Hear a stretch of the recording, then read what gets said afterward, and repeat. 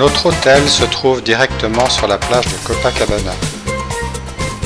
Depuis la fenêtre de notre chambre, nous pouvons apercevoir le pain de sucre ainsi que la promenade et la plage de Copacabana.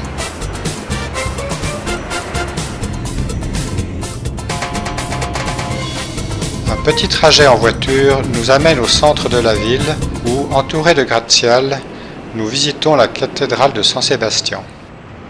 Elle s'élève à 80 mètres de haut et a été construite entre 1964 et 1979 par un élève du fameux architecte Niemeyer.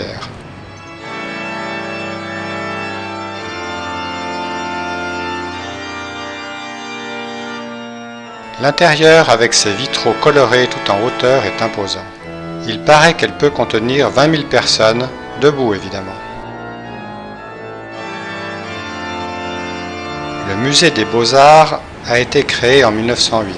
L'architecture a été beaucoup inspirée par le Louvre à Paris. De même, l'Opéra de Paris inspira celle du théâtre municipal qui a ouvert ses portes en 1909. Nous trouvons des petites ruelles pleines de vie et sans circulation.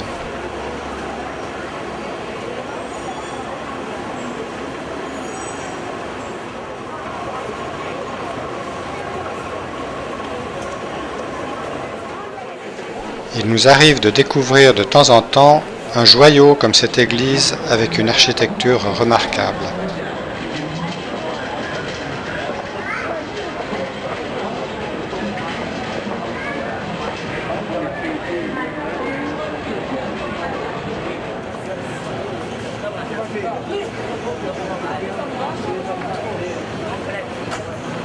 La circulation est essentiellement absorbée par des larges boulevards. Bien qu'il soit le milieu de l'après-midi, nous décidons d'honorer le pain de sucre de notre visite. Nous attendons la cabine du téléphérique qui nous amènera au bout du premier trajet à une hauteur de 220 mètres. Ce premier trajet a été ouvert le 27 octobre 1912 et une année plus tard, le téléphérique a été prolongé jusqu'au sommet. Pendant le changement de cabine, nous avons l'occasion de jeter un coup d'œil sur cette ville fantastique. Depuis ici jusqu'au sommet, qui a une hauteur de 394 mètres, il y a encore 750 mètres de téléphérique. Au sommet, une magnifique vue nous attend. Ici, une vue sur la plage de Copacabana et les collines et montagnes qui embrassent Rio.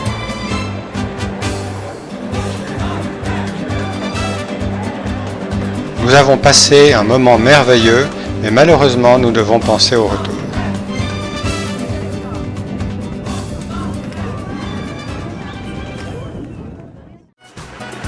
À la fin de l'après-midi, la plage de Copacabana est déjà dans l'ombre. La route en demi-lune, le long de la plage est vide de voitures, interdite à cette heure-ci, et la promenade appartient aux piétons.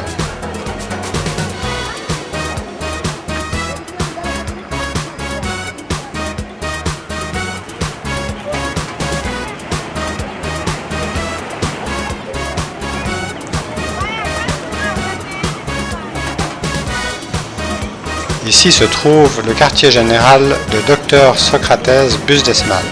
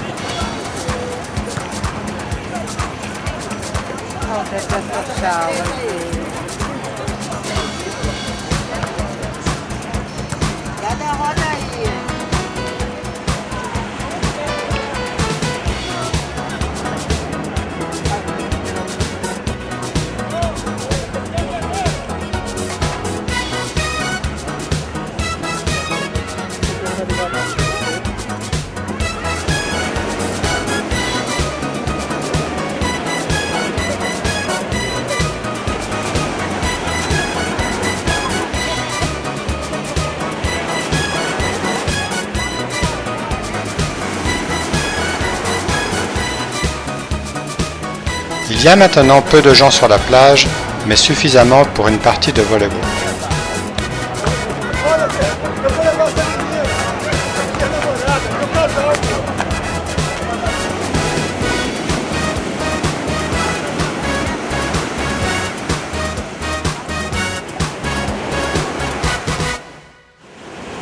Le lendemain, nous visitons la plage de Ipanema, qui est seulement séparée par un rocher et un fort de la plage de Copacabana.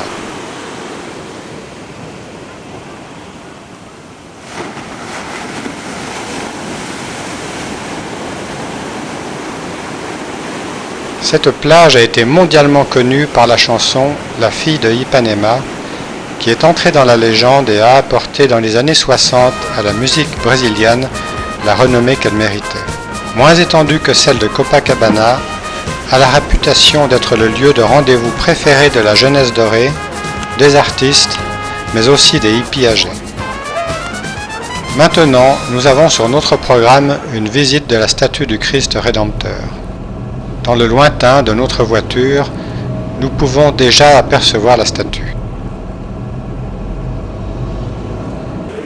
Un funiculaire, ouvert en 1884, nous conduit sur cette colline de 710 mètres.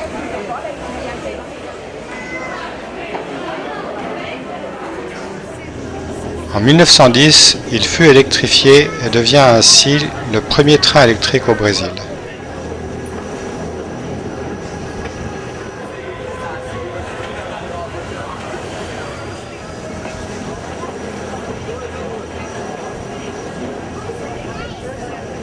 Après 25 minutes de trajet, nous atteignons le sommet de la colline et la statue qui, avec ses bras ouverts et accueillants, embrasse la ville et les magnifiques plages visibles depuis ici. Le sculpteur français Paul Landowski a travaillé 5 ans et la statue a été inaugurée en 1931.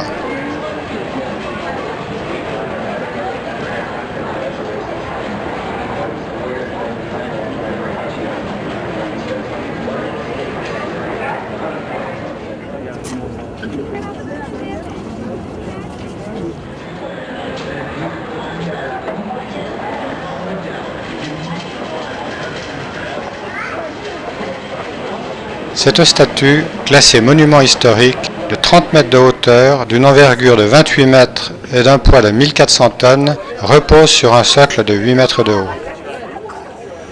Malheureusement, nous devons penser à quitter ce magnifique endroit.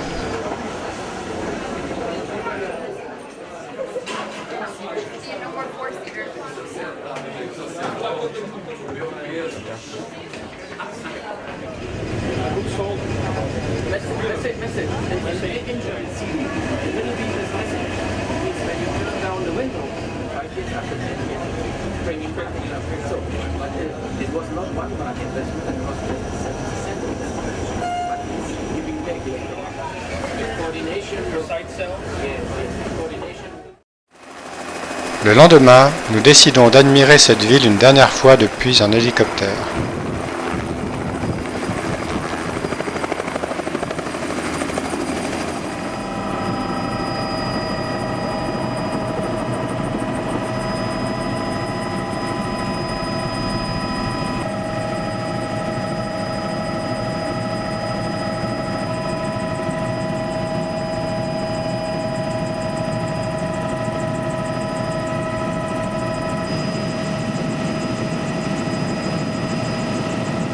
Nous volons d'abord au-dessus du quartier chic de Ipanema et suivons la plage du même nom.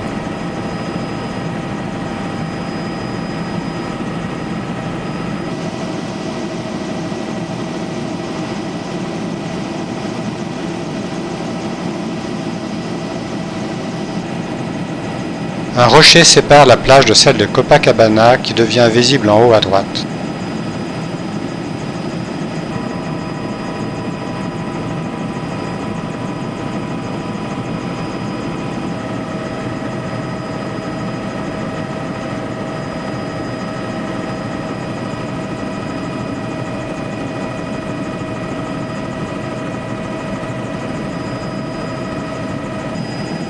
Ici, c'est la plage de Copacabana.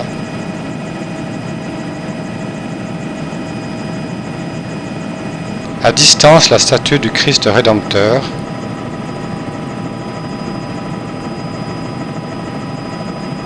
Voici le quartier de Copacabana.